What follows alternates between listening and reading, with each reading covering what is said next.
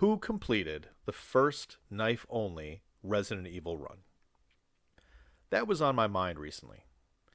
I myself have attempted them, and I wouldn't say I was the best or most successful, but I do have all of the original trilogy under my belt with knife only. It's a lot easier than, say, the remakes, because even though you have someone like Krauser, for example, who can do some absolute work with a knife, the reality is the skill required is such a high ceiling. I don't think most casual Resident Evil fans are capable. So let's take a brief look at the origins and history of knife only. Here we're going to be demonstrating with Resident Evil 2 because I cannot get Resident Evil 1 to properly run on my computer, so I apologize. But we have Chris, and if you've played Chris as your starting point in Resident Evil, you are already getting thrust into the knife only mentality. If you played as Jill, you did have a handgun with limited ammo, but with Chris, you were going to be fighting your very first enemy with just the knife. And here you're going to see a demonstration of probably what happened. You got a couple of swings in, you got bit, threw them off, and then tried again. That's going to be your main way of playing if you go with just the knife and you haven't played the game enough yet. There are ways to play without getting hit, but knife only really requires a lot of knowledge and skill to the game, and you're going to be running a lot. And as you can see, if you don't plan where you're going, you might just run right into the arms of another zombie. There are enemies, however, where it's more beneficial to use a knife, such as the dogs. Even though we're playing Resident Evil 2, the dogs react the exact same way in the original trilogy. You're able to stun lock them, which allows you to melee them, which again saves a lot of ammo, which becomes a more advanced capability as you go through the game. But keep in mind, when people are playing early on, they're still trying to figure out what gun is for what enemy, when to run, when to die. And dying will happen quite frequently if you try just using the knife. Another enemy that is pretty easy to kill with one hit is the crow. However, they usually will swarm you, and it's not entirely easy to do without getting hit. Now, for this demonstration, we're going to be substituting IVs for hunters, because you're basically not going to ever go against them with a knife. You're going to get decapitated, and that's basically what I'm representing here. You can hit them a couple of times, but they move so fast and the damage output's there, it's never really going to be worth it. So Resident Evil 1 is giving us the initial taste of knife only. Let's see what Resident Evil 2 does. Most people probably wasted their first handful of shots, whether you played as Claire or Leon, because you start in the same spot with many enemies. In the gun store, you can see there is ammo, but most people probably aren't searching yet. So that means if they burnt their ammo on the initial zombies, this next section is going to be difficult. Here is where the game truly begins, because there's a cage that's only opened after the zombie breaks through, and you are now forced to fight. You are either going to have to burn the rest of your ammo on this section, or you're going to have to start learning the valuable lesson of shot for shot. You can knife, but you're going to eventually get grabbed, and you're going to have to shove them off. Now, Resident Evil 2 doesn't really add much more. There's not really anything built off of the original Resident Evil when it comes to knife only. There are some jank spots, which become a lot more prevalent in Resident Evil 3, so we'll wait a second on that. But for the most part, Resident Evil 2 doesn't add much for our knife only. Now, when it comes to Resident Evil 3, however, that allows us to really start exploring knife only. This game introduces a dodge mechanic, which is extremely flimsy, as you can now see. A dodge into a bite. That's pretty common. However, this dodge mechanic, coupled with a mode, is probably what inspired knife-only runs. For those who don't know, Resident Evil 3 Nemesis contains one of the best original modes ever, called Mercenaries. This iteration stars 3 characters who are already in the original game. One of them, Nikolai, is the only character that has a knife on him. He only has a handgun with 15 shots and that knife. The only way to successfully play as Nikolai is by getting really good at the dodge and getting really good at knifing. What most people do is they'll injure the zombies with a shot or two and then knife them for extra points. Beyond that, getting comfortable with the dodge mechanic is critical. Here, I actually aimed at the wrong zombie. I was trying to aim at the floor zombie. And as you can see, I got 24 seconds. Every time you knife a zombie and kill them with that knife swing, you will get 24 seconds. That's the main way you're going to get points, besides the next way, which you're going to see, which is killing zombies all at once with either an explosive barrel or other environmental factors. Here I use a dodge so I can wrangle past him to get the other zombies up here so I can blow them up, get my points, and then continue going. There's other aspects involved. I'm not going to demonstrate shooting a zombie and then knifing them. It's just going to take a little bit too long, but that's really what you're supposed to do. There's other elements that you're supposed to do with this mode that aren't really important, but I'm going to prep you for the next big thing that helped develop Resident Evil 3 and knife only. Resident Evil 3 includes the titular enemy Nemesis. He will follow you at several points in the game, and when you choose to fight him, there's a lot of jank involved. Here I demonstrate one of the spots you can trap him in order to attack him and do a lot of damage. This became critical for most people to successfully kill Nemesis and start the hilarious challenge of knife only Nemi percent, which I have attempted and have not successfully completed, or at least not in a time that's worth posting. But this is probably what helped inspire people to even take up the mantle of knife only. Now, we'd all like to think if we had our knife in some post-apocalypse scenario, we'd be absolute dons. But I'm going to go ahead and tell you that's just not how it works, right? Here we have Krauser, who has some of the best knife mechanics we've ever seen in a video game, especially one that's primarily a survival horror or third-person gameplay. But he's a bioweapon. If you know anything about the Resident Evil lore, he's not fully human. So at any point, he can just bust out his arms like that and do work. But he is a very competent knife fighter, and he's very well trained. I'm just going to go ahead and say that most people are not able to do the things that he is. And that's kind of the appeal of knife only, is just, hey, everyone will usually carry a knife on them, so I'll be able to do this. And it's not really the case. Here we're going to have Lewis demonstrate, because he's the closest to a just generic normal human being. I popped my Mayhem to kind of show you that even with the extra bonus damage, I still really can't kill anything in more than a handful of hits, and once it wears off, I'm basically useless. That's kind of the reality of knife only in these situations. I'm going to kind of explore kind of the mentality of why people are drawn to knife only, but you have to understand that it really is a game mechanic mentality. And though there is something to be said about someone who is capable and prepared that they can only use something like a knife to get through something like a Resident Evil style outbreak, the reality is far more grim, as you can see. While I have some gameplay on in the background, let's take it back to the 1990s. Now, for those who live within the United States and grew up in that time period, you may or may not remember that in 1994, a nationwide firearms ban was enacted.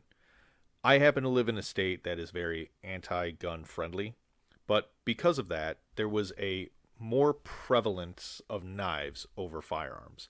So, especially when I was growing up and saw people like Boy Scouts who had a pocket knife and it was supposed to be this awesome utility device, knives were kind of just the de facto for a lot of my childhood. And having grown up and lived in Chicago, even from a relatively young age, I actually had to carry a knife. I think that's where the initial grab of knife only starts.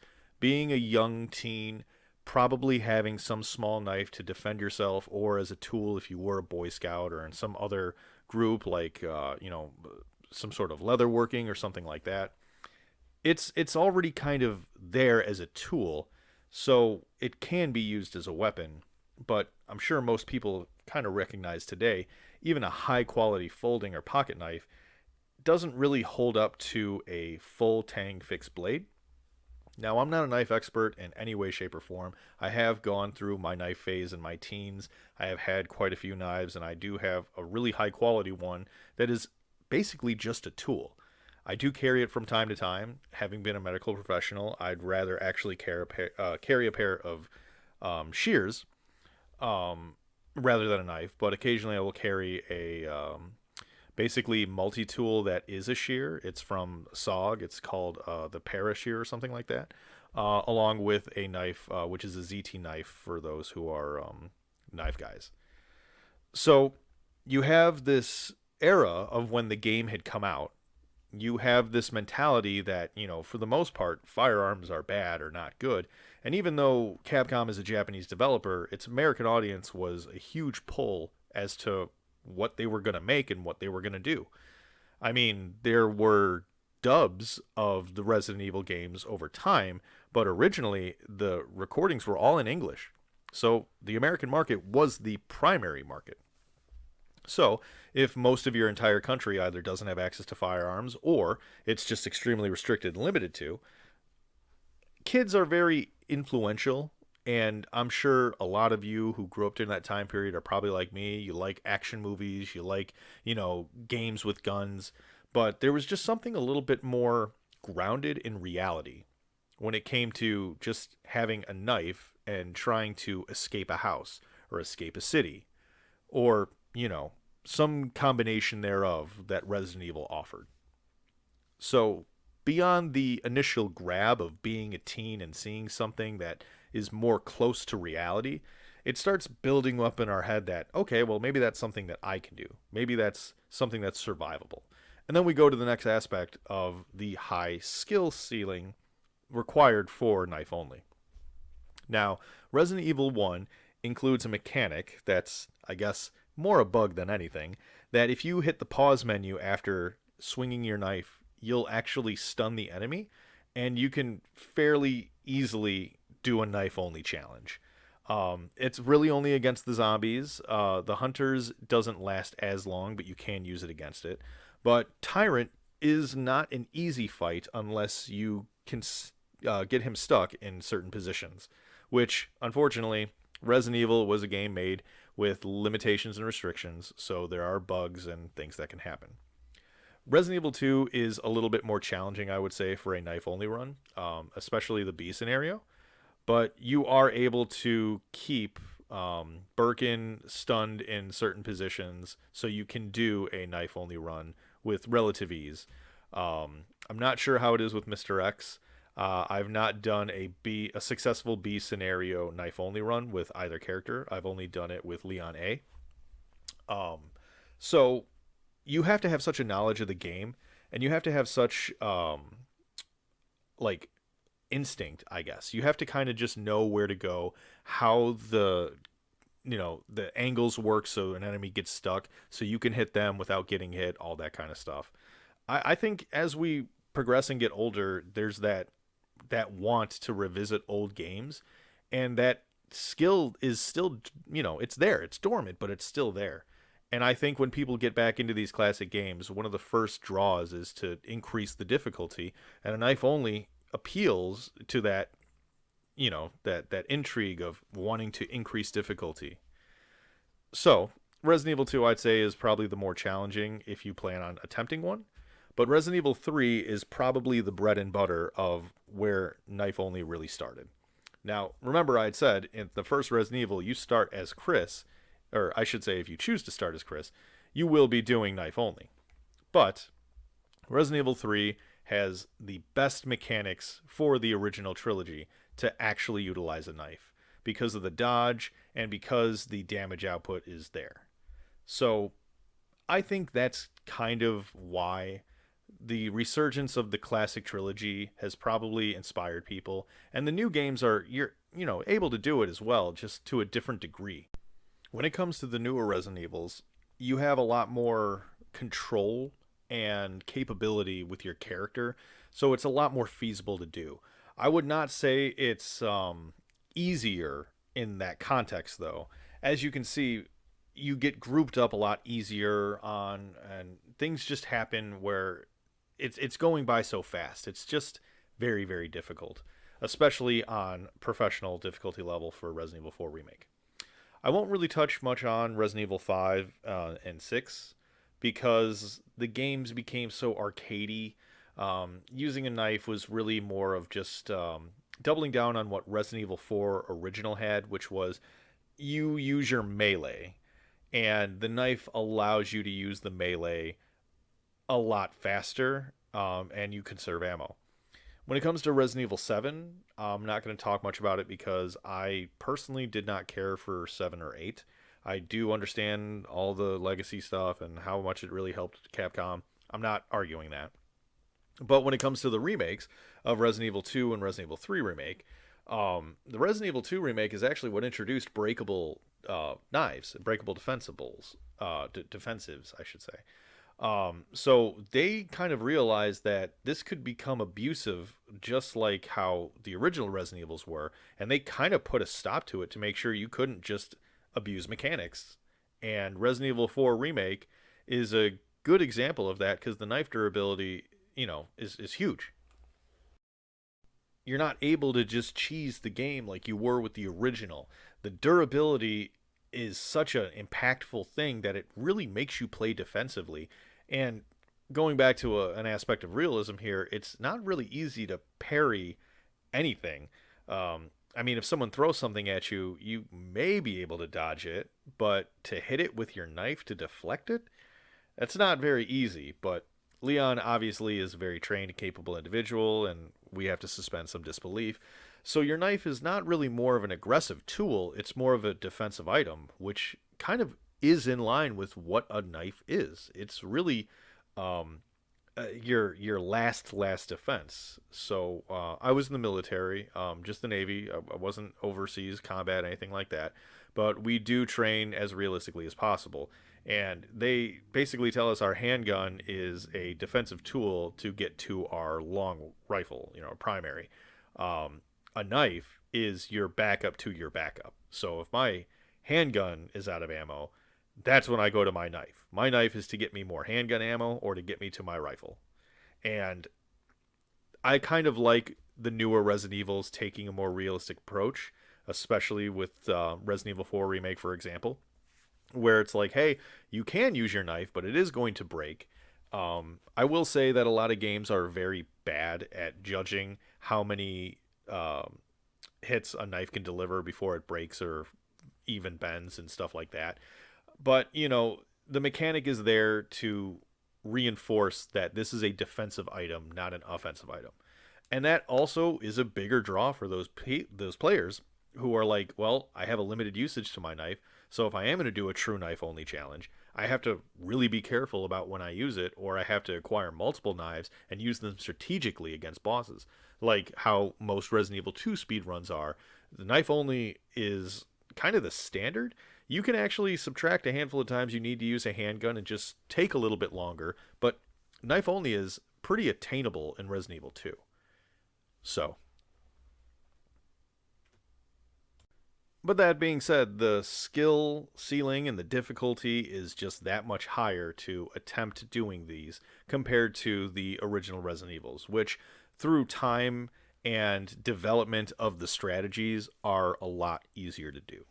But because of that, I think there's always still an appeal to do a knife only, and it's not just for Resident Evil. I'm a huge stealth fan. For example, Splinter Cell, Metal Gear, those games allow you to do melee, if not knife only runs as well. And there's an inherent love of that difficulty, that challenge of I have to get in close and I have to be quick, otherwise I'm risking it all. And I think that's the overall appeal is such high risk, high reward that those who've been playing video games for a long time or really love a franchise, that's the appeal right there.